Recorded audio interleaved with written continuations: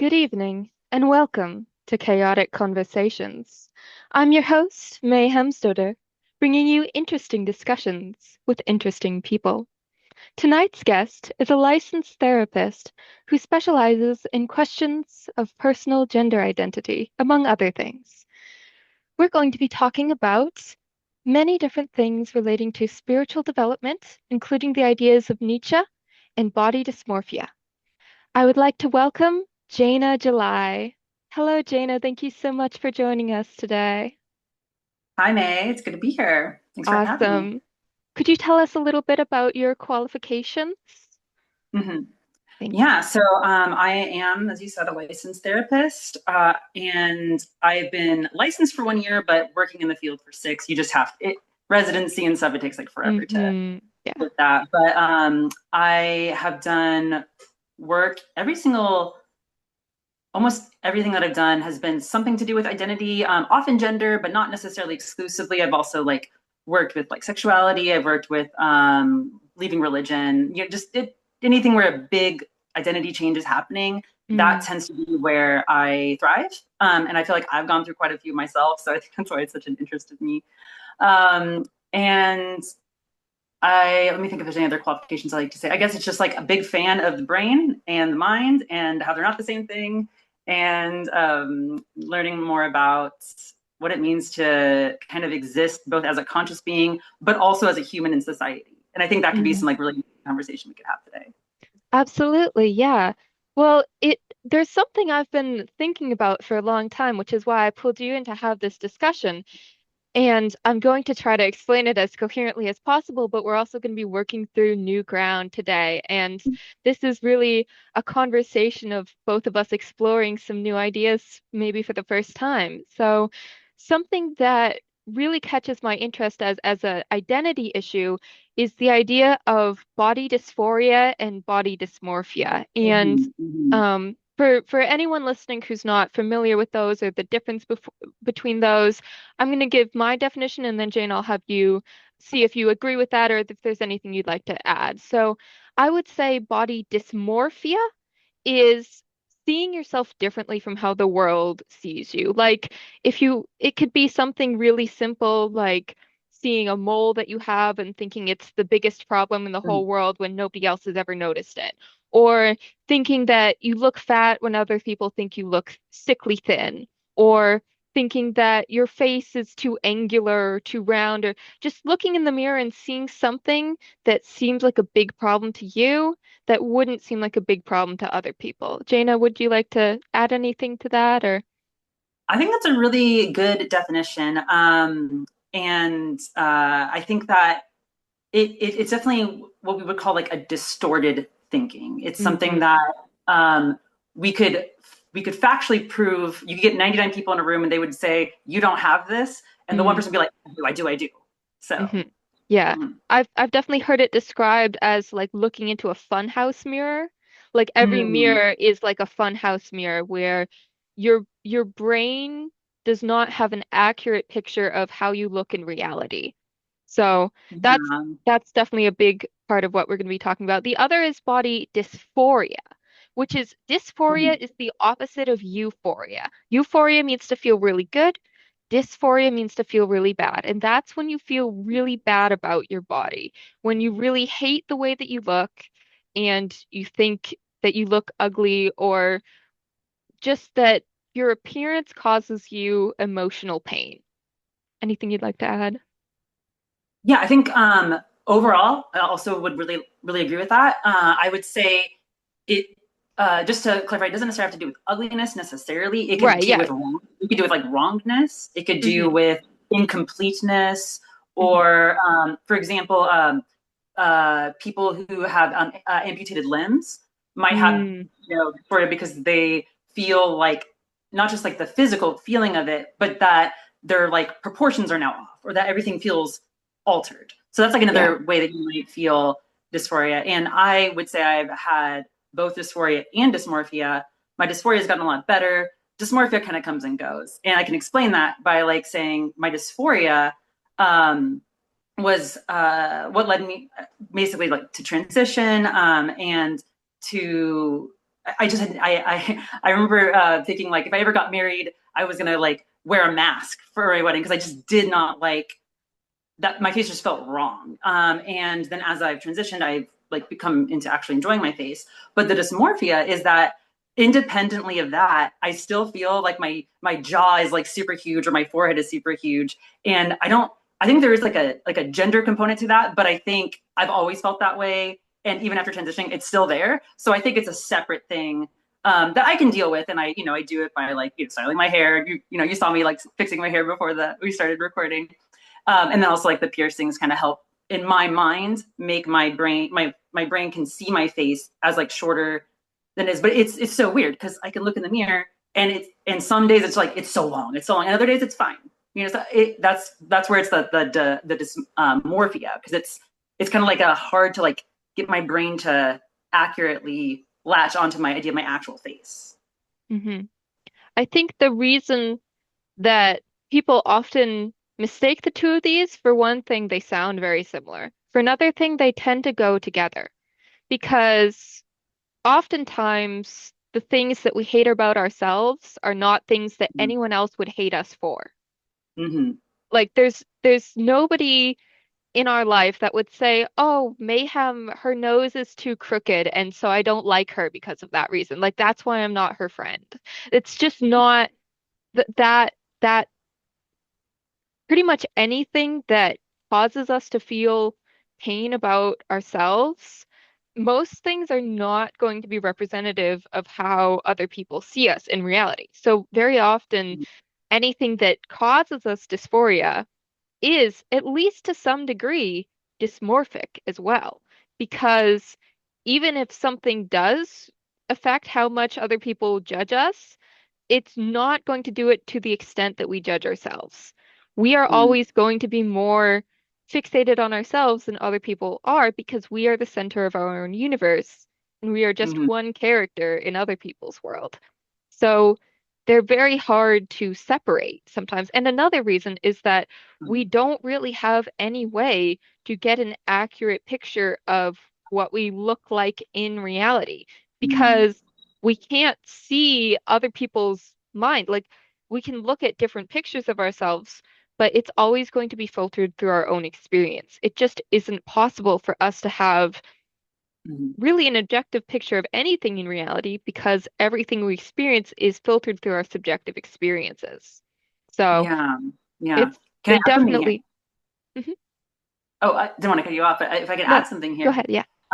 I think like this isn't a one-to-one ratio, but I've heard it said that like if you lived on a desert island by yourself, you would probably not feel dysmorphic, but you could still feel dysphoric. You could still have parts of your body, like you said, maybe you had an injury or something that feels off. So you could still feel like there are aspects about yourself that aren't working for you, but you individually. And then that would be like the dysphoric. And then the dysmorphic is often usually, again, it's not 100%, but it's usually like society says, I need to look like this to be pretty or to like, to be valid or something like that. And so I think that's like a really interesting perspective that again, I don't know that I would say it's 100% accurate, but I think it's a starting point for like considering. Yeah. Like if you were on an island, you might feel dysphoria that you didn't have wings because then you could fly away. Maybe. Uh, sometimes I Hmm. feel dysphoria that I don't have wings. That would be I really cool. know.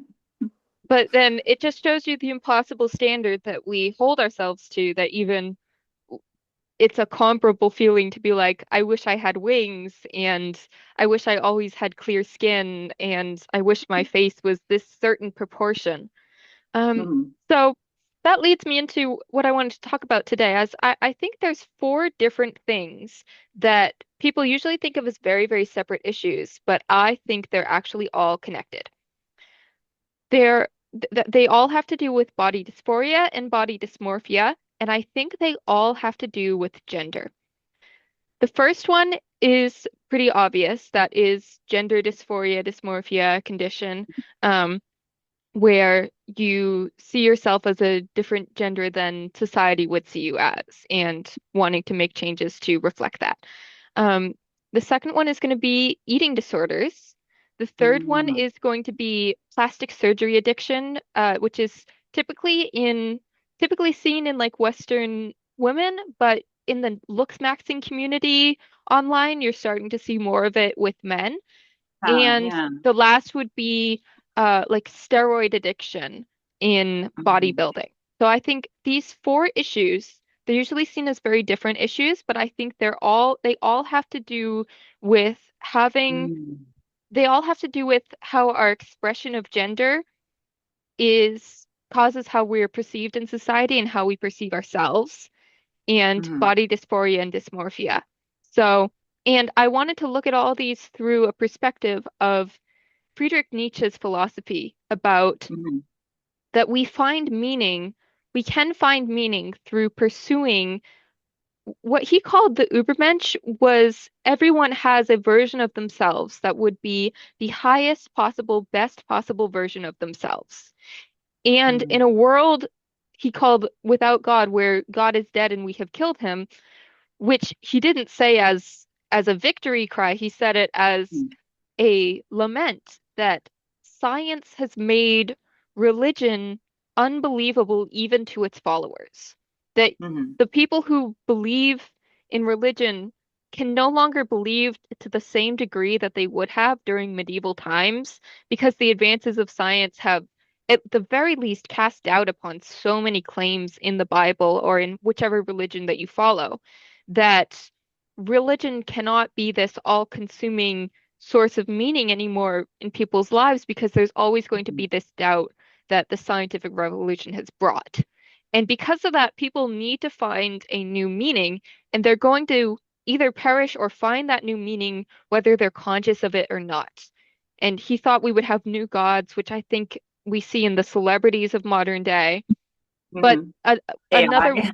yeah, AI, absolutely. AI girlfriends and boyfriends for sure. And idols, all sorts of celebrity culture, YouTubers Mhm. included, cult leaders. And we, we also have what he proposed as what he saw as the best solution was to create a new God out of yourself, out of imagine the highest version of yourself that is so far advanced towards what you want to become that it becomes a God. It is no longer human, it's superhuman. He called that the Übermensch. And that to spend our lives moving towards this, because meaning is really a direction for our lives to go in. It's a reason for us to do things, which means it's like a goal that we're heading towards, but one that we can't ever reach it, otherwise our lives would lose meaning. So an Yeah. infinite goal that we're moving towards. And the idea of the highest self, I think it can become perverted through our materialistic world and become focused on, oh, to be my highest self, I need to look perfect. And this is where Mhm. dysphoria and dysmorphia comes in, where we have an ideal of what a perfect body, perfect physical form would look like and act like. And we compare ourselves to that standard because this gives us a direction to move in. It gives our life a source of meaning and allows us to feel like our lives are meaningful and that we're becoming better. But often, because I don't think that the physical form is the end all be all of perfection. Like I do think there's value in being healthy, but that's a foundation for being able to pursue other goals and do more Right. valuable things with Mhm. your time. I think health is a necessary foundation, but when it's placed at the top of the pyramid instead of at the bottom, then you start to see people having these disorders where it's never Mhm. enough for them. They never feel like they're perfect because they don't want to attain that goal because it would take away the direction that they could go in. Oh, I see where you're going with that. Yeah, like the idea. Yeah, no, I know. I definitely thought about this before of this idea that like, or we might leave, these almost like intentional. It's very Jungian, like these intentional gaps in our fulfillment, so that we have something Mm. perpetually to strive for. I know exactly what you mean by that. Yeah. Is there anything else you'd like to add? I do tend to yap a Ah, lot. you're good. It is your show. But yeah, I think when I hear that, my immediate response is everything is a spectrum, right? because I think, like you said, like pursuing health is important, and I think pursuing, I think to some degree, pursuing an external form that feels good to live in is important, and we see that in, like take somebody who never like showers, and then all of a sudden they kind of finally break through that hurdle. They start showering. What do they first say? I feel so much better.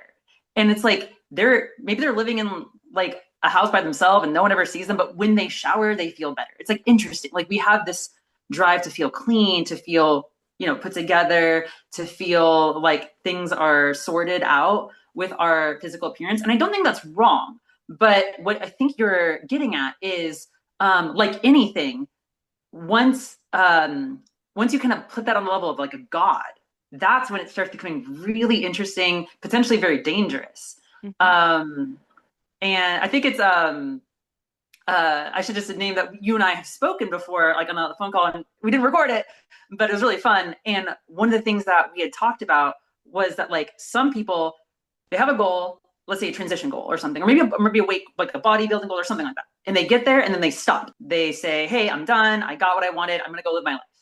And then other people, I would say more minority, but still some people, they get there and then they're like, "Oh, I'm still not. I didn't feel the wholeness that I was expecting to feel. So I have to keep losing weight. I have to keep transitioning. I have to keep doing more and more intense stuff. I have to look max. I have to take more steroids." And I think that is where it becomes like that has now become someone's purpose, someone's God in their Mm. life. Mhm. I doubt that it's a minority, especially if you look at the four categories that I talked about. If you include, like think about eating disorders, for example. People who have severe anorexia, when they hit their goal weight, they usually keep going if they're Mm-hmm. allowed to, because in the time that they've spent in this dysmorphic condition, now they've created a new ideal of what is realistic and what they Mm-hmm. should be striving towards. And it's often the act of striving towards something that they're in the disorder to begin with. Many people who have eating disorders feel like their whole life is out of control, and the one thing that they have control over is food. And Mm-hmm. they will micromanage their food in order to just feel like they have control over something. And the goal weight is actually secondary to the act of having control over something in their life. So, in plastic Yeah. surgery, tattoos, that's another one of extreme body modifications. Like if someone gets 5 tattoos, they're not very likely to say, "Okay, that's enough." They're more likely to be like, "What's the next one? What's the next one? What's the next one? When can I get a new piercing? When can I do this or do that?" Because it's the act of having control, and there's a reason why our brains seek out control. I actually believe that depression is just learned helplessness, that the belief that you cannot make your situation better, that that's actually what depression is. And I'll make videos about that in the future, but if we consider that hypothesis and run with it, things that make you less depressed, one of the big category of things is things that strengthen your internal locus of control, your belief Mm-hmm. that you have control over the circumstances in your life. That's one of the biggest things that fixes depression. And what a lot of pretty much all of these things, body modifications, plastic surgery, steroid and bodybuilding, when it becomes addictive. I'm not saying that bodybuilding is addictive. I'm saying if you use steroids, that can kill you, and you know, Mm-hmm. it can be its own form of eating disorder as well, of restricting your food in certain ways, Mm-hmm. and um eating disorders and gender transitioning. These are all ways to have control over something in your life and Mm-hmm. your body. And oftentimes, I think it's more about the control and about changing things than it is about the goal. It's about having a goal rather Mm-hmm. than reaching the goal. Yeah, that's an interesting perspective. I think like with anything, I agree with a lot of what you're saying, and I think like the only where I wouldn't even necessarily say I disagree with anything you said. I would just say I would just add to it and say, there's not just one depression, there's not just one dysmorphia, there's not just one dysphoria, right? Like there, like these things have like different elements. And like there are some depressions that we can like point to, like a very specific region of the brain is like not working correctly. But yeah, like that this thymic, that like feeling. Yeah, I see what you mean. Like so much of depression is feeling, it's like your brain going like, well, what's the point? I can't make any meaningful change. So then something comes into your perspective, and maybe it's a positive thing, like you get an art project that you want to work on, or maybe it's and body could be an art project too. But then if it's not able to be integrated back, I think, into like someone's psyche, like, hey, I did that art project, I like accomplished that goal, and now I can feel good about myself. If what they got out of it instead was the feeling of getting there felt so good, I have to keep chasing that. That's where I think I would definitely align with you on that, 100%. Hmm.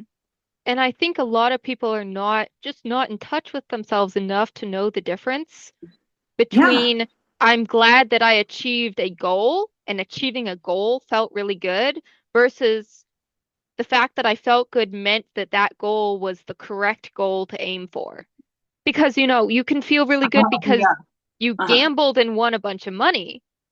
And Uh-huh. and the reason that that's addictive is that tells your brain that gambling was the good Hmm. thing. But Right. it, it's Hmm. not, So I think, Right. especially, you're gonna, Oh, I was like taking that oh, metaphor even further, like where you'd be like, oh, it's this specific casino or this specific table or this specific uh-huh, machine. You uh-huh, can even kind of like see, and people do that. They have their lucky machines, right? yeah, That's hmm, the correct one because I won one time on it. hmm, I need to feel that hmm, feeling again. yeah, right, yeah. Well, that's what addiction is. I read in National Geographic that addiction is a pathological form of learning. Because that's how Mm-hmm. your brain learns is you get a dopamine hit and then you that trains you to reinforce the pattern.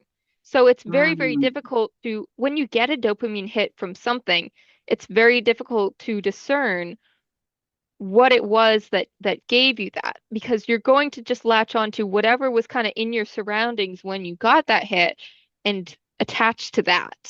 And It reminds me of that story that with the little duckling that's like, "Are you my mother? Are you my mother?" But that's what your brain when you get a dopamine hit, it just looks at whatever's around it and it's like, "That is mother, and that is what gave me the dopamine."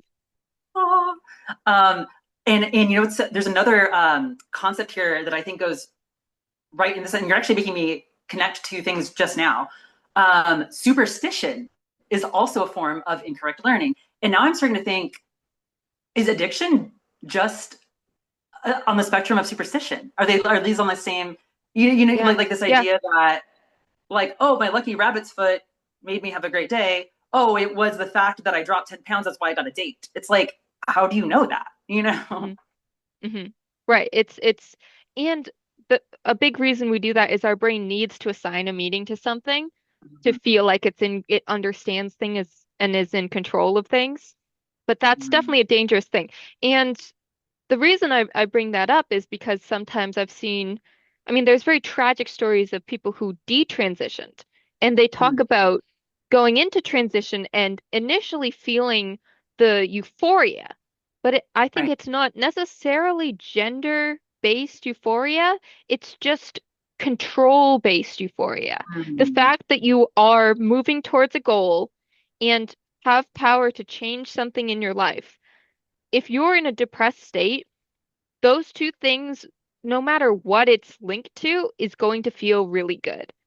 Mm-hmm. Like, and I think people automatically thinking that, oh, whatever this thing came with must mean that it's right for me is it's dangerous that it's not talked about enough or not Mm-hmm. presented as part of what's going on. Mm-hmm. Yeah. To that, I think whenever something, I'm going to caveat this. Okay. So I would say gender identity that is cross like sex is not new. Like we see it in Greek and Egypt, ancient, and ancient Indian cultures. So the concept alone has been around. What we do with it is kind of like going to change over time, but the concept's been around. And but because it's like being introduced into like a modern Western society, um, we don't know what to do with it. And I think that there is a lot of overcorrecting. And I do think that there can be. I have heard jokes within the trans community that do like rub me the wrong way of this idea that like, oh, just take the pill and everything will be okay. It's like, well, if that's what your actual need was, maybe, but that may not be what everyone's need is, or maybe not be what the person that they are telling that to's need is. So I want to be like, I don't want to scaremonger, and I don't like think that people are going around like forcibly converting, they're grabbing people off the street and like transitioning them. But I do think that when it works so well for somebody, they then kind of impose it on everybody else. And that was something we had talked about in our phone call, of that like whatever somebody experiences, they have a tendency to kind of try to pitch that to everybody else. That's the solution. It worked for me, it'll work for you. And that is definitely a mindset, independently of anything, that mindset is just not going to be good for anybody. I I see think this in that therapy. I think that mindset is evidence that they've made it their god or made it their idol because they're becoming evangelical about it. Yeah, yeah, And you right. see that in all, Mm, well, maybe not so much in plastic surgery, but in female plastic surgery culture, it's usually not talked about. But there is the growing male looks maxing community of people getting into plastic surgery and telling people mm, like you should black pill or do surgery. Like there's yeah, no way right. like your Mhm, life is over if you don't get plastic surgery. It's communities like that. It's like, oh, well, you have this uh mhm. negative canthal tilt, and that means that your life is over unless you get surgery. And you know, all of these communities, especially like the eating disorder community of they all create their own little bubble of creating a Yeah. new normal, and it becomes like a religion. It becomes Mhm, a religion. Like, I mean, I guess the plastic surgery example for women would be what's called Mar-a-Lago face, where women in like mhm. the Mar-a-Lago area all get the same kind of plastic surgery, or like the Kim Kardashian face, the celebrities I that all was look like, like copies of yeah. that. I hmm was like, I think it might actually be kind of a communal thing. It may be less Yeah. overt, but I think it's covertly there too. Hmm. Yeah, of well, this is the normal, and we're going to compare you to this standard. Rather Hmm. than everyone having a standard for themselves, there is a community standard of that they're being held up to. And I Yeah. think that's not as obvious when it is like we're being counter to the mainstream culture, because then it feels like a rebellious thing to the people within the community. But then the community has a culture of its own, which can often be much Yeah. stronger, more strongly enforced than even mainstream culture is. Well, and I have thoughts on that, which is like, yeah, like when if somebody enters into, um, we'll just say like a niche. We'll just call it like Mhm. just have like Yeah. a broad overview of all the things we've been saying, like a niche, like subculture. Um, these are often people who have felt dissatisfied with how they were fitting into the main culture. They feel, and maybe very rightfully so, perhaps, the main culture has a lot of problems with it. But then when it becomes something like, oh, I felt powerless, and in this new community, I have power. Maybe I had the money to achieve my goals faster. Well, everyone looks up to me, and now I can just tell everybody what to do, and they'll come to me as like a guru, and that will feed my ego and make me feel, like I have control. Like we've been saying, kind of this whole podcast is that like um, that strive for, it's all related, right? Like control. If we think we know what something means, we think we can understand it, which means we can control it. And I really loved that video that you put out of how to know that you know nothing. That's one of my favorites. I love that one. Yeah, Yeah. Yeah. Everyone go watch it. plug. Yeah. Um, yeah, absolutely. And we're looking again at that hierarchy of when people make that when they make their physical appearance their god or their idol, what they put at the top of their hierarchy, they're not focusing all of the other things. So they're trying to get at the top and look down rather than continuing to look up because Ooh. they've put this ceiling on what they can achieve by being stuck at like the one of the bottom rungs of Maslow's hierarchy of needs of just physical physical things.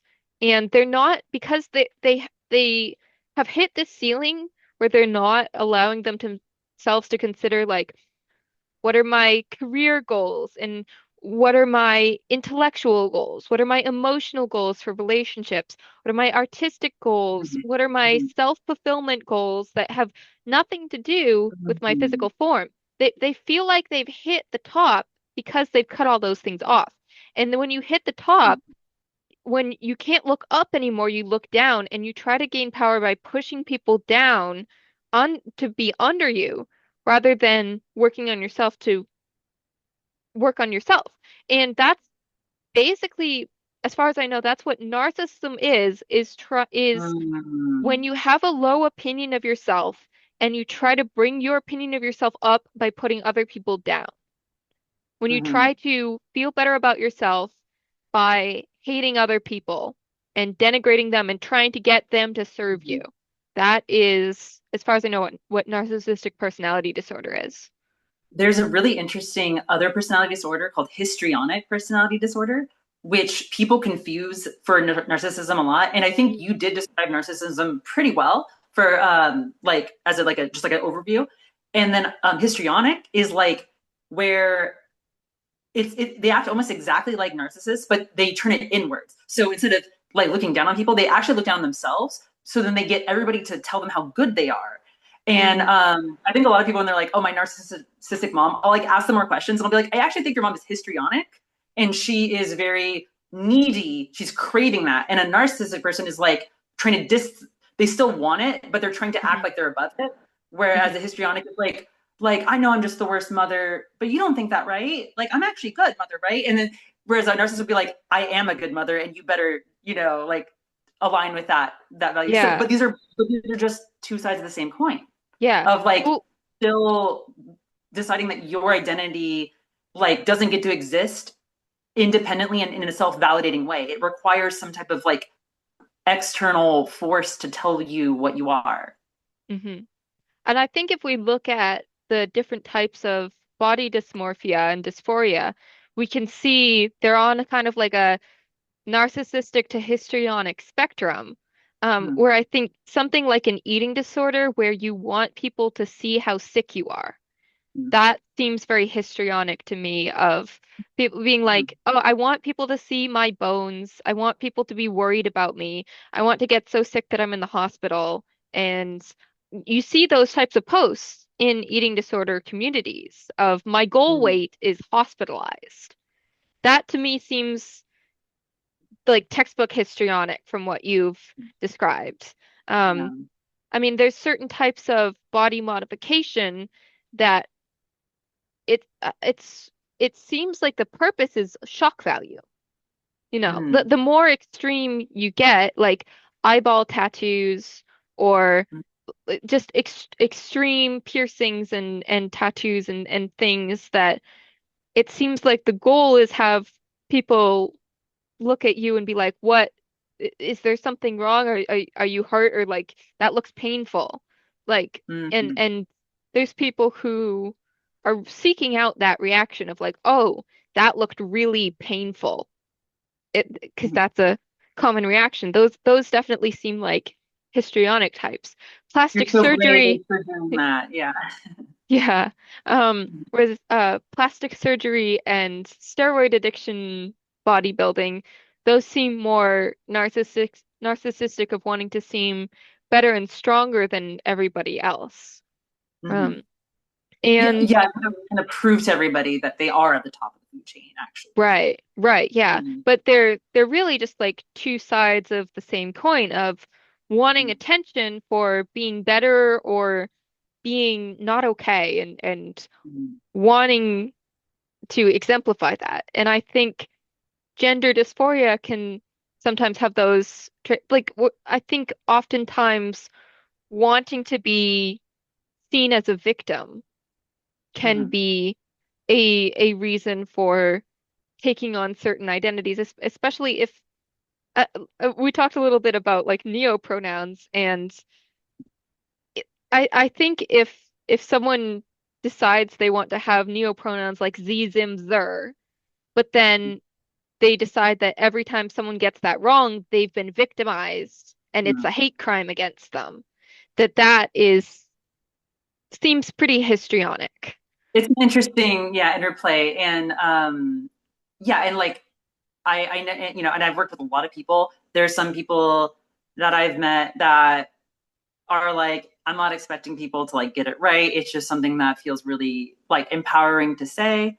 And if somebody does say it right, I feel good about it. But then I did, yeah, I remember that in our phone call where we were saying, but then there's also sort of like this inverse one where people maybe it's like, well, what did you think was going to happen when, you know, like when you made a choice and, you know, who's to say whether it was the right or wrong choice for you, but like you made a choice to adopt a certain type of like persona, and it won't necessarily be understood. And that's sort of the point of it, right? Is that it is outside of the norm. And then if that becomes like, if you get shocked Pikachu face for that, it is a little like, well, what did you think was going to happen? You know, and so I don't know, like I, I think like when we were talking earlier, like I think we're really identifying this, that when you stray too far into like one of these two directions, that is where things really crumble. And I kind of threw something out there based on something you just said that I'd never thought about before. You had said when you get to like the pinnacle of like, whether it's the maximum histrionic version of that or the maximum narcissistic version of like this like personal like physical appearance goal, that's when, you know, you think I made it. Well, now I'm kind of thinking, then I'm wondering if one of the reasons why my dysphoria has gone way down is because once I transitioned, I've just moved on to another goal. I like, now I'm going to be a therapist. Now I'm going to do this, Hmm. but you know, and I think maybe an answer to this is like, you can't draw all your nutrients from one well. You can't get it all Hmm. from one, you know, one type of meal. It's like you need to vary up. You need to be physically active in the world, and you should take care of your body. And you can have goals, but keep them modest. And you know, you should have social goals, but don't try to make everybody, you know, your don't try to make people your god. Do you think that's kind of like, would you recommend that as like, you know, like sort of like the life coach path that you're going on? Would that be something you would recommend to people, is broaden your types of goals? Absolutely. And a controversial thing that I would say, even it might be just controversial in terms of like gender dysphoria, but maybe less so in like the other ones, is that working towards goals that are not related to your body, goals like I'm going to learn a language, I'm going to get this degree, I'm going to get I'm going to start a YouTube channel, or I'm going to do this. Having goals and working towards them is a way to reduce body dysphoria and dysmorphia. Hmm. And I think it works with every single type, because I think that one of the underlying reasons that we feel dysphoria and dysmorphia, it's because you amplify what you focus on. Whatever you focus on becomes a bigger deal in your mind. That's basically what dysmorphia is That is completely dysmorphia to yeah, a T. Yeah. the fact that whatever you're focusing on gets enlarged and amplified in your mind. And when it Hmm. amplifies, that's when it starts to feel like it's a problem. But when you're focused on a goal that you're achieving, such as learning a language, Hmm. then your attention focuses on that, and you're getting the dopamine rewards from moving towards it and feeling like you're in control of that. So I think I've even read about, and I don't remember where it was from, but that things like studying a language can actually be used as a treatment for anorexia. I would love to look Because into that. yeah, Yeah. and I think for all of these different addictions, like plastic surgery, steroids, body modifications, anorexia, gender dysphoria, they all come from focusing a lot on your body and feeling like that's a Hmm. problem that you want to change. And if you can shift your attention to another problem that you are working on and working on changing that, it's going to reduce how much the other problem bothers you, because it's not the problem in your field of focus. and you're Mhm. going to be getting dopamine hits from doing that. So I think that's a really important thing that people with any type of body dysmorphia, body dysphoria need to realize is that if you just say, okay, well, maybe the reason I don't feel 100% is because I'm just focusing on this bottom rung of Maslow's hierarchy. And this bottom rung is never, no matter how good I get, it's never going to give me total fulfillment in Mhm. life because I have emotional needs and intellectual needs and career needs and esteem needs and self-actualization needs that Mhm. are actually going to give me that 100% life satisfaction feeling of completeness. And a lot of times you feel people say, like, I feel like I'm just not complete. I feel like I'm not who I'm Yeah. supposed to be as a person. But I just think that they're looking in the wrong direction and Mhm. thinking that they're going to get that feeling of, I am the best person that I could be. I am the greatest version of myself entirely in the physical when most of it is going to be emotional Yeah. and intellectual. Yeah, and I is it might be controversial. I will say, so I would, in my experience, it's a yes and. It's both and. I I have had clients who all they care about is gender transition, and they basically just stay miserable for the entire length I see them. And then I have clients who have a focus on gender transition or maybe another transition of some type. And while they're doing that, we're also like, hey, what about the music that you're like wanting to get into? What about like, what about that trip you've been wanting to take? And once we start introducing these other things, we do actually see, I have seen at least firsthand, that it's not like the story is going to like go away, but it almost like what you said, it's like the dissatisfaction gets spread thinner, and then as they're kind of working on different goals, and some of them might be for body transition goals, or some other kind of thing. Some of it might be physical, but it almost like needs to be like very contained, and probably like I I would say like if even 20% of if your daily focus is on your body, something's wrong, Hmm. like it's like it should just be for me, and I felt like I had actually had a pretty good transition. It was just very like you wake up, you brush your teeth, like maybe you make like a plan, like maybe you go to the laser hair removal like thing, and then you come home and you don't think about it. You just like then study your grad school stuff, and then you read a book, you go out with your friends, then it's like, and for me it was like a very smooth transition in that way, and that's why I don't think that transitioning ever became my god. Like dysmorphia is a different thing, and I'm still kind of like learning about why that is for me. I think it is just like I don't know. It's just like a brain thing that I and I when I don't pay attention to it, it does decrease. And also when I like go out like dancing, it decreases. So it's like I guess I would just caution to say like I don't think that's gonna like 100% solve it by like what you're saying, but I think that could take out a big chunk of the dissatisfaction. And I know people like that. I know people who have barely achieved any like of their goals. Like maybe they're like, I would love to lose weight, but they're like, I'm still gonna go out dancing. I'm still gonna go out doing things. I'm gonna go out rollerblading. They tend to be happier even if they are still working on like their weight loss goals. Hmm. Yeah. Well, I'm always thrilled to hear that my theories that I come up with in my room track onto reality, especially from like licensed professionals. Yeah. Mm-hmm.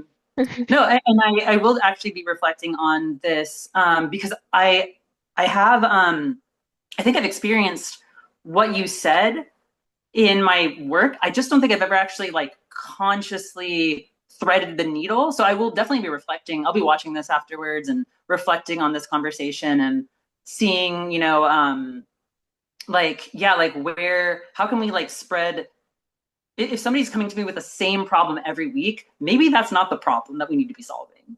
Hmm. Hmm. Absolutely. And I think that a big part of how this all works is that it's not conscious. It's a very subconscious thing. People aren't thinking, "Oh, I want attention. The way I know how to get attention is by being a victim. Therefore, Mhm. I'm going to do things that make me look sick because I am a histrionic person." Like that's not I a identify the conscious history on pro nobody is thinking that. It's it. it's more like you said, it's a disorder that comes in like on a spectrum of do you think like w were you raised to believe that you will get attention by being hurt Mhm. or by being better than others? Like those Mhm. are kind of the two ways that children get attention is like if they fall and hurt their knee or they get an A on their test. Oh, baby. Yeah. Yeah, right. So, and then Or people suck it tend up to and don't. Yeah. right. And then people tend to seek out attention either by trying to conquer other people or by being the victim. And Yeah. so many of these physical disorders are a way to try to get attention. But if you realize that attention is actually the goal or like positive attention from other people, then you'd realize like, oh, maybe working on learning to play the guitar is actually a better way for me to get that. And then Mhm. realizing that moving towards that is actually you have that sensation of moving towards your higher self that you would Mhm. get from any of these other things too. Mhm. Yeah. I I know that we're getting close to the time that we want to end, but I feel like there's a whole other well that we could theoretically bring in about our because we're pretty aligned on how we view consciousness and that idea Yeah. that there's sort of like one kind of like consciousness experiencing people and I know that would be like a pretty radical shift, but oh, my brain is like I buzzing don't at this have idea. a I don't have a hard limit. It's more like let's talk until it's not interesting anymore. But I Well, mean, or we get yeah. tired. Okay, sounds good to me. Um, so I think validation from others is a distorted, I think almost everything in this world is like a distortion of like what the true nature of consciousness is.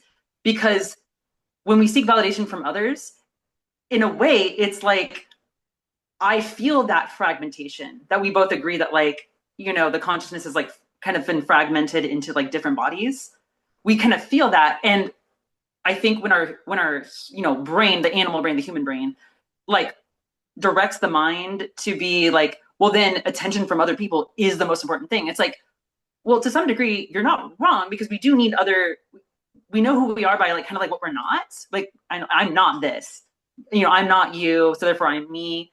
And so like we're like, okay, but then I need you to then define me. I need you to keep defining me, instead of just being like, I'm not May. Jayna. I got to figure out what that means Right. for Jayna. You know. And th that brings me back to another point that I wanted to make was that because when we're having an identity crisis, we feel like our identity needs to line up with itself. Mm. Like in Okay, what order about to be something, we have to not be other things. But that that? means that if there's a genuine mismatch in something in our identity, we automatically are programmed to call that wrong and defective. Mm. For me personally, I think I have a very masculine personality. I am very drawn to conquer things. I like to chase things. I like to achieve things. I like to work really hard and grind and become a master at things. Um, I have a strong leadership sort of personality. I'm very dominant. I'm very bossy. And all of those things are traditionally seen as masculine or they line up with more masculine interests. Mm. And for a while, I thought back a while ago, back in some part like kind of there were different phases that I went through where I dressed very masculine and I chopped my hair short and I would wear like suits and like I wore a suit to prom like I mean, obviously, that sounds adorable. So. yeah um and but I've realized that actually I get more power when I dress in a feminine way, and that maximizing the degree that I look feminine gives me the most amount of power. And because I have just this really Yeah. strong drive for power, I kind of like I have a super masculine personality, but then try to look extremely hyper feminine because Mm. that is a way for me to express this drive for power. And I think for one thing, I think it's I don't think it's incorrect that society like labels things as masculine or feminine because it's definitely it's always been hard for me to make female friends, not because I want to say like I'm not like other girls, because obviously like I try to be the most archetypally girly girl ever in so many ways. Like I love to go shopping and do my makeup and but that's kind of a new thing. What's more female than being a vampire? Yeah. Yeah. Um, but then I'm so focused on studying and learning and acquiring skills Um, and it's that tends to be more of yeah. a um because usually typically men are driven to acquire skills to impress women. But then I was like driven to acquire skills to impress myself, I guess. I don't know. To impress a woman, which is you. To impress yeah, yes. That's actually really cute. I like that. I am very Uh, popular with the ladies, I will say. But I'm a lesbian, and I will say there's a little awooga. but um, I forgot my train of thought. So what do you oh, think? well, yeah. What are my thoughts on that? Oh man, I mean, this is stuff I've been thinking about for years. So it's like distilling this into a small section is going to be difficult. But um, so okay, something I've been like thinking about, like Jung really talked about the anima and animus as being both present in every individual, and that in some ways society is like kind of what is teasing out. It's sort of like society has had kind of like railroaded like women into the anima aspect of the psyche and like railroaded men into the animus psyche, but like these things have always been present in every person. um and so it what I'm hearing is that you are a woman who aligns with the animus, or we might say like yin energy versus like yang energy. And I think that can be interpreted by some people as evidence of like you should transition. Whereas like even though I do help people on that journey, I like do actually spend a lot of time in my sessions with people kind of trying to like disabuse some of those notions of like, hey, like you don't have to do something just because just because because in a lot of ways I'm still animus. So I transitioned to like this feminine body thing. I don't know. But I still would say that like internally, I actually still really align with animus thinking, kind of similar to you. I I have a lot of like power, like stuff. I love to like make events and like watch people come together, and I'm like, I made this happen. And so, but I think by incorporating more of the anima into me, by like using it more as like more of like an interpersonal, like softer. When I softened that like thirst for power, I almost like achieved more. So that's been my pursuit, right? Is like I've achieved more power through like essentially cutting more like delicately rather than like cutting like more than like thrashing my sword around. Does that make any sense? Yeah, and I think that kind of aligns with how I realized that, oh, looking hyper feminine is a way for me to become more powerful. And Yeah. using it not necessarily as a form of self-expression, but as just like a, I want to have this certain ratio of this because it does that to other people, and I want to do that. Like, which is a weird. I am the reason I talk about it is because so much of the language is like transgender people are like a man's soul in a woman's body, and I'm like, that's like me. I so many ways I am just like if a guy woke up in a girl's body and was like, "This is awesome." Woo! Like and I'm Yeah.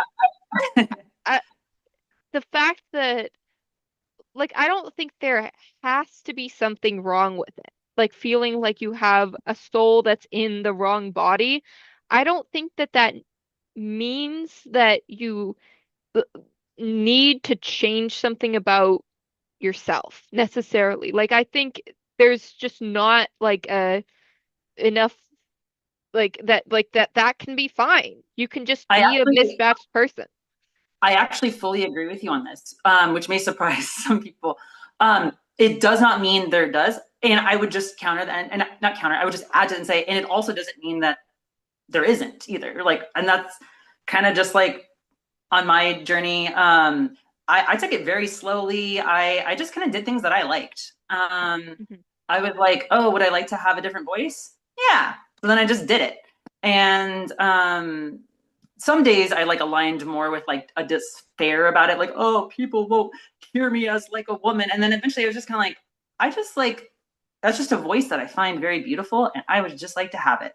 So I just was like, mine now. And that is kind of that is actually kind of like the transition a philosophy or approach that I actually do with my clients is just like, hey, forget what people tell you you're supposed to be or whatever. Like, you know, do what you want. And I have this one client who identifies as a trans woman, but keeps her hair in like a very masculine, like shortcut, like, you know, and it's like, oh, should I be like bothered by that? I was like, do you like it? Is that what you want?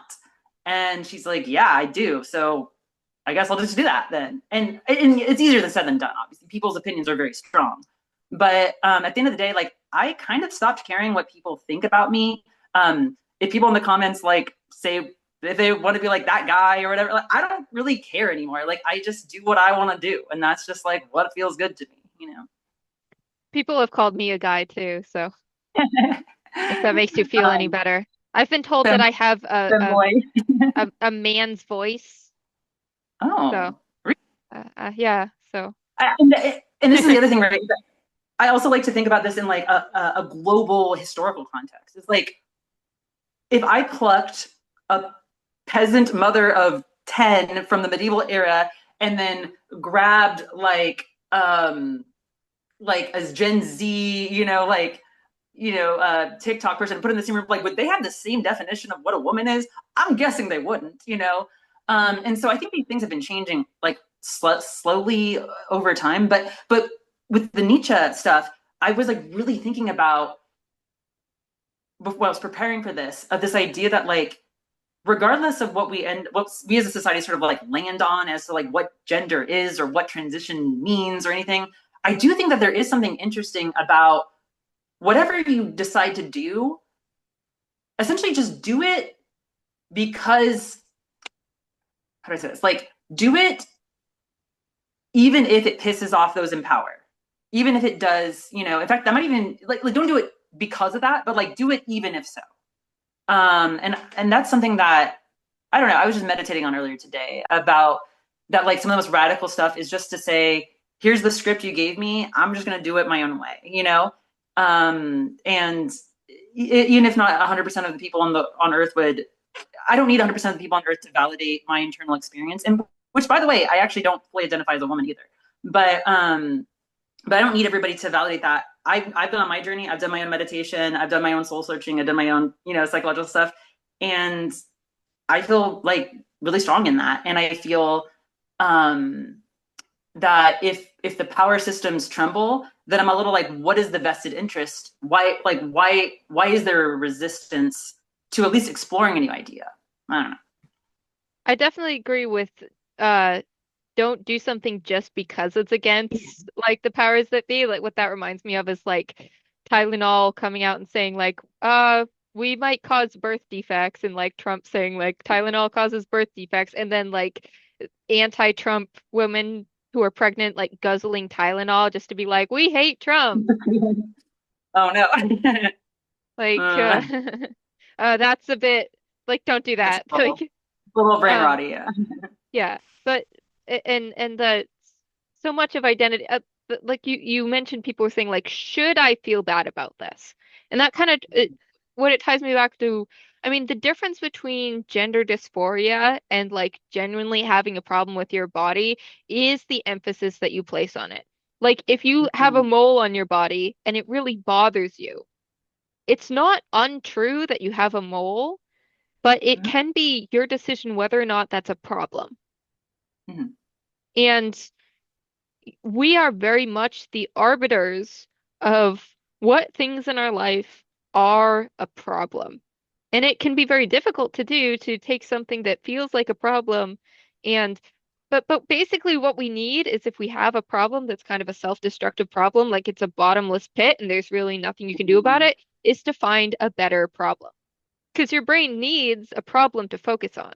And that's why I think that things like learning an instrument, learning a language, cleaning your room, uh, focusing on your physical health are things that are so effective in treating whether it's ruminating about a mistake that you made that you can't change, or Mhm. feeling powerless and depressed, or having some sort of addiction like anorexia or something that anything you can do to increase your power in life and actually face a problem that's worth solving and work on that, that's going to decrease your negative symptoms by a lot. Mhm.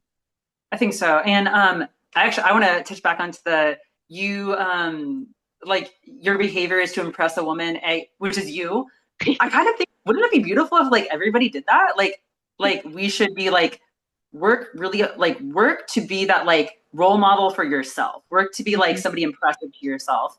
And that's where I think we really could get beyond like subcultures and fads and things telling you like what the solution is and more just like, hey, like, like if you're living your best life, then like maybe we just respect that. I don't know. Hmm. Yeah, I think the degree that these things are seen as a problem, Mhm. it doesn't have to be a problem. You always get to decide whether something's a problem to you or whether Mhm. it's just okay. And the fact that it's identity based, but I just want to nail home that point that we feel uncertain in our identity or like when we're asking people to define us. And a definition is not just a description of what you are, it's a description of what you are not. So like for me, Mhm. it's hard, like I might have very, very masculine traits, but a very, very feminine appearance. It's hard to define that. And It is. Yeah. someone else who feels like that might feel like, oh, I need to change my personality to become more feminine, or I need to change my appearance to become more masculine so that I'll be Mhm. easy to put in a box and define. But I don't think it's necessary to be able to be put in a box and easily defined, and that I think anyone who feels like they need to change their body out of obligation should take a Yeah. second look at that of like, could I just be okay with existing the way that I am? Or could I have my identity in something else? Like, I identify as being really good at languages. I identify as a polyglot because I speak four different languages. Mhm. And that is a like clear identity that I have that doesn't have anything to do with how masculine or feminine I am. So, Would we say that so like, are we kind of proposing that this overindulgence on appearance is like it because like I'm thinking like, well, it could like why could that not be your hobby?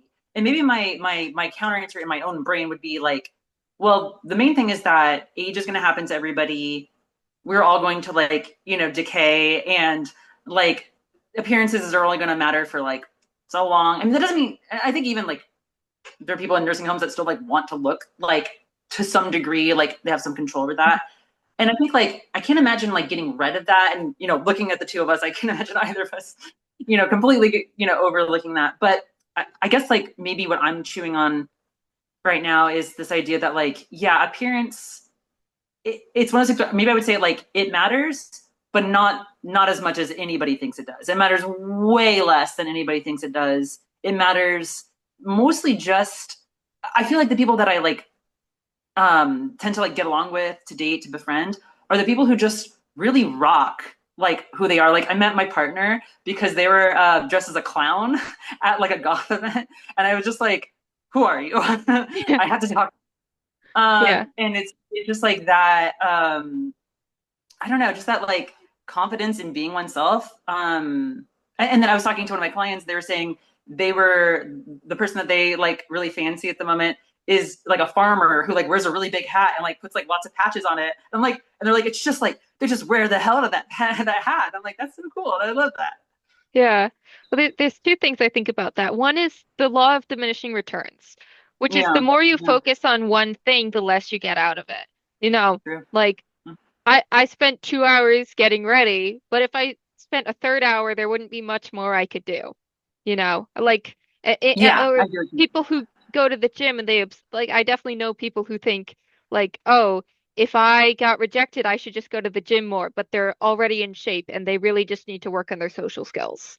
Like, Yeah, exactly. And there have been there have been some clients that I have had to say they're like, I think I was rejected because I'm trans, and I'm like, my buddy, I think you're rejected because you were off-putting in that moment. yeah. And I'm not saying like that doesn't never happen. We know that like people get biased against and big, but like I just think it's always worth, yeah, like checking in on yourself, being like, hey, maybe I need to go lateral rather than keep digging down. Right. Or like I even envisioned it as like the idea that you need to change something about yourself. Sometimes you can like it's not inherently better to be more masculine or more feminine.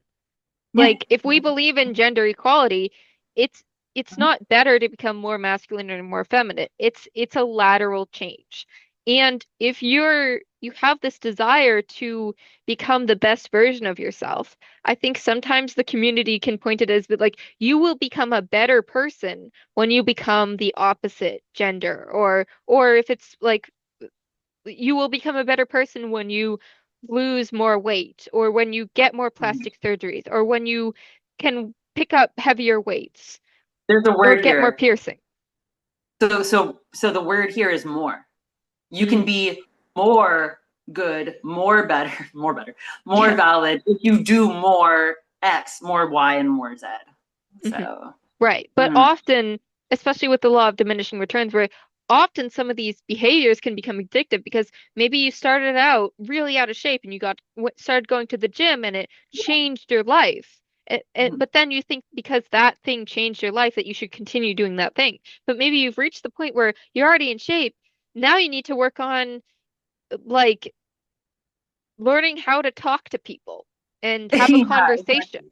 And Uh-huh. and now you're kind of stuck on, well, I just need to go to the gym two Mhm. times a day and go in Mhm. this loop because you've become addicted to, well, I got dopamine here before, so I'm going to get it again. You're at the same slot machine when really you Yeah, need to go to, I guess, a different slot machine. I I have this um I'm a very challenging therapist, and my clients had this like kind of there was a lot of them like kind of get this realization that I'm never going to be satisfied with like surface level symptoms. I'm always going to want to go what's below that, what's deeper. And I think that there's also diminishing returns with that too. I think you can at some point you can hit rock, like there's nothing really deeper than that. And I think I've had a couple sessions where I'm like I need to like that's good enough. I don't need to go any deeper. But like, yeah, exactly. It's kind of like, what, yeah, it's like, what was the thing that was driving, because something was driving that person to go to the gym, right? And so, and then it changes their life. And it's like, and what was it that accomplished? And they might say, it's because I lost weight. And we might say, it's because you made a goal and you accomplished it. Mm-hmm. Yeah, absolutely. And a reason that it's so dangerous to get stuck there is because, well, originally going to the gym was really scary. And they overcame that obstacle of like, oh, this is hard to get started and make this a habit. But then they got a lot of reward from accomplishing something really difficult. But then if you go to the gym all the time, it becomes their comfort zone. And so they're trying to get the reward Yeah. of going Uh-huh. after something scary while they're staying in their comfort zone. Mm-hmm. That, and it's, yeah, that's a really good nail on the head there. Yeah, I think, uh, I and I think one other thing I would just say, which is sort of funny because I love that Nietzsche podcast that you sent me. I'm definitely gonna be. I have actually kind of. It was almost shocking that I hadn't like really looked into this before because it like you do the thing right where you think of these thoughts and then you find like some really famous person like thinks the same thoughts and you're like you like do like the Spider-Man meme. Yeah, yeah. Um, but there was that what the eternal recursion idea. I don't know if you've looked into that one yet, but I it's this idea that like is your life like worth living if you had to do it all over again? You couldn't change a thing. Right. Yeah. Is your life worth living? And I can honestly say yes to that question. And I could not have said that before. 10 years ago, I couldn't have said that before. 20 years, even 5 years, I would maybe even argue 2 years ago. I wouldn't be able to say that. But I would say in the last 2 years, and a lot of the change, you know, it did kind of come from a lateral place. It kind of came from me branching out into lots of different aspects of life. And sort of the breaking point was I got really fixated on one person, as we do, and I thought this person was going to solve all my problems, and they couldn't. And that is when that kind of shattered for me, and I had to start, you know, building like a self. And Yeah. now the meeting, like it's so much better, and I'm meeting people that challenge me. Well, it's like the mixture of challenge and comfort. They're not over comforting me, and they're not challenging me to the point of like you know, like hatred or like come on, just be better. You know, it's that like, hey, I love you. I think you could do better. You know. Yeah, I have a sort of similar thing, but I have luckily framed it as like when I become obsessed with a person, I'm like, I need to fix all my problems to be good enough for them. Whether or not they already think I'm good enough or not, you know. Yeah. But I do get Uh-huh. rejected a lot, so I kind of like use that as fuel of like, oh, I wasn't good enough, so I'm just gonna see what things do I wish I was better at and then go after those. And I don't even necessarily like try to line that like maybe they didn't reject me because my French wasn't good enough, but I care a lot about becoming perfect at French. So I'm going to take that energy and invest it into something that's going to make me more like the version of myself that I want to be. And then Yeah. whoever I Mhm. meet next, if I meet someone who has the similar values as me and thinks it's cool that I'm fluent in French, then I've met someone who's compatible with my idea of myself, and I've made myself align with my idea of myself through I'm that. sure you must. I'm guessing you've already thought about this. Like, have you observed the loneliness of being a person who is constantly in flux, constantly growing, constantly evolving? Because I feel like I have. Like, I feel like people are oftentimes they'll kind of like meet you, walk with you, and then they'll be kind of like, oh, you want to keep going? Like, this is a never, and you know, transformation is a forever quest for you. I kind of just want to like get good enough and then just stop. And I'm like, okay, all right, I'll keep That's going then. definitely, it's a reason that I'm very selective about who I allow into my life, and I would rather just be alone than be with someone who is not going Yeah. to grow with me. And I choose people more for their trajectory than for their position. I have started this too, and it's been really cool. Yeah, like my partner, if they're gonna watch this. They know they were a little Better. messy when I met them, but I saw the goodness and the sweetness in them, and I was like, I can wait. And then now some of my messiness has come out because as they got better, I think some of my identity maybe had been wrapped up in like nurturing that, and then so now I'm like, wait, who am I? And then they were so sweet and like they're like, I'll put you on a new path. It's great. So I just feel like a person's essence has more to do, like it's more visible in their trajectory than their position. Like being the mm-hmm. type of person who works hard is more valuable to me in a friend or Mm-hmm. partner or something than being someone who has the fruits of working hard. Like I would rather be with someone who is like dedicated to learning than someone who learned a lot but like doesn't learn And then anymore. yeah, yeah, Yeah, yeah, yeah. right. I'd Right. rather be with someone who cares about improving themselves but like hasn't improved themselves like or like they've improved themselves but they don't feel like they're good enough yet rather than someone who like doesn't care about that but they just like have it or something. If I can offer a reframe, maybe I would say the healthy mindset that I've observed is not that they think that they're not good enough, that they know the work is not done. There's still a lot Mm. like the mortal body yet lives. The work is still yet to be done. Yeah, yeah. I mean, that's definitely a loving way to do it. It's I've definitely used self-improvement as a way to alchemize rejection and negative feelings. So it was more Mm. so like a place for the negativity to go into it rather than like if I didn't a lot of times if I don't have negative emotion, I'm not even drawn to work on myself because I just feel so I Yeah. love myself. I'm so content with myself. and I think sometimes I actually seek out situations where I get rejected just to give me that fuel to work on myself some more. That's radical, and I think that's really awesome. I was listening to your first podcast before we got on, and I think just I think it's cool to like maybe continue some of those thoughts of like you were saying, when everything is, you were talking about how like if everything is fused together, it's lonely. It's like a Yeah, different type of loneliness. yeah, And I think it's like, yeah, if you've sort of like accomplished everything, that was that Ozymandias quote, it's like, look on my works, ye mighty in despair. It's like, I've done all this stuff. What's the point? In the Bible, Ecclesiastes talks about this. We're like, I became the king and I had 900 wives and I like grew, I made the land prosperous and what of it. And it's like, well, the point was never about trying to like do the goals. The point was like becoming somebody who could be king, becoming somebody who could become prosperous, becoming somebody.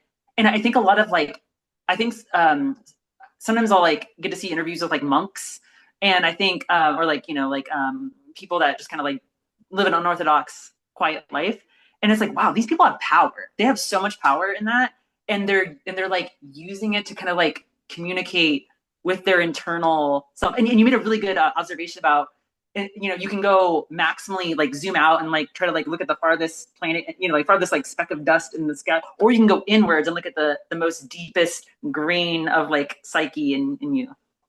yeah, yeah, absolutely.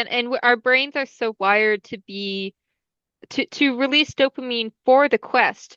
We feel good when we're Mm, moving towards what we want, not just when we get what we want. Like there's even been yeah. experiments with rats in cages where like one of them can push a lever to get cocaine and one just gets cocaine randomly. And the one that took action to get it feels better, releases more dopamine than the one who just They had don't it push it. happen to them. Yeah, they don't push it as often. No, I no, think no, the random it ones was one. but no, the there wasn't even a lever for the random one. Like Oh, the sorry. random mouse that didn't even in this experiment. The random mouse, I have the book right here. This is from uh this is the source. It's in Mm. chapter 6. Um I think I meant to say the one pushing lever consumes less cocaine. Is what I meant to say. yeah, Isn't that? they um but the experiment that I'm referencing, the rat that gets to choose, that gets to move in direction of its goals gets more dopamine than the one that just gets it for free. Mm-hmm. Like Okay. Yeah. Mhm. that you feel more um reward when you worked for something and then you get it because dopamine Right. is like part of the process of moving towards a goal is how our dopamine circuit is wired than just like getting it randomly. That's what I mean. Like Um, a lot of people who win the lottery, they actually don't do very well afterwards. They like can go crazy and like get addicted to drugs and like there's a lot of people that yeah. it's actually a worse thing for them.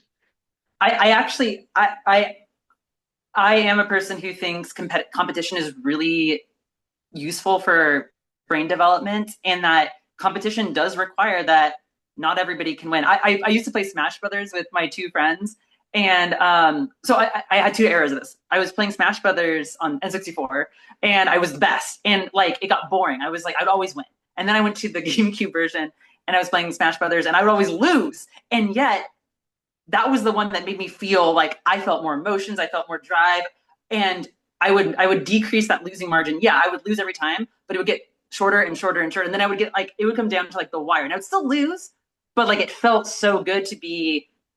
I think some people could be like, oh, you were in second place, and then you're in second place. It's like, or I did it on my terms. I like lost gracefully and with my under my own power. hmm In one of in my video, Studying Sucks, Here's How to Fix It, I talked about the zone of optimal challenge and how Mm-hmm. in a lot of things we do, there's a lot of things we don't like because they're either too challenging or not challenging enough, and it's finding a sweet spot in the middle where we're getting the optimal amount of challenge. Mm-hmm.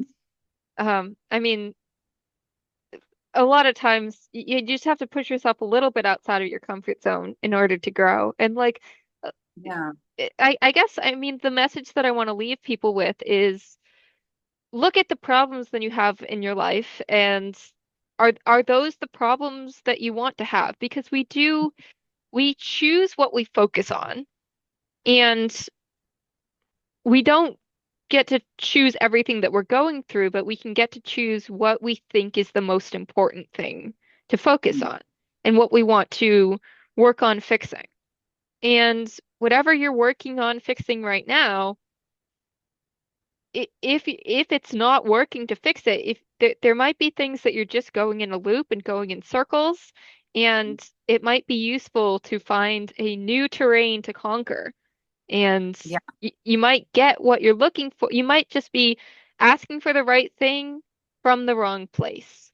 And there might be another area of your life that you would get what you need in a much Mhm. more direct and simple way. I think that's um, Uh, the message I'd like to leave people with I would is put there. it, and I would like my final thought is like if we extrapolate dysmorphic and dysphoric beyond the body, we could Mm, say your actions are dysmorphic when you think they're going to solve something and you do it and they don't solve anything, and you yeah. keep trying it harder and harder. And I would say it's dysphoric when you are unhappy with where you are, but you have a clear goal as to where you want to get to. That would be how I like if you want to just like make like a metaphorical like version of like how to Mhm. apply what we started on to tie a little bow on it. Yeah, absolutely. Well, thank you so much for contributing your thoughts to this conversation. It was great to have a discussion and work out all these ideas. I hope it was helpful for some people. Um, where would you like people to find you if they'd like to become your fan as well? I'm only really active on Instagram, and it's just at Jayna July, all one word. And they Mhm. can request me there. And if they're a weird or cool person, I'll assume they came from you, and I'll accept them. Awesome. Cool. Well, I'll put that in the link in the description. And thank you so much, everyone, for watching. This has been an episode of Chaotic Conversations with Mayhem and Jayna July. Thank you so much, Jayna July, for joining me today. Bye.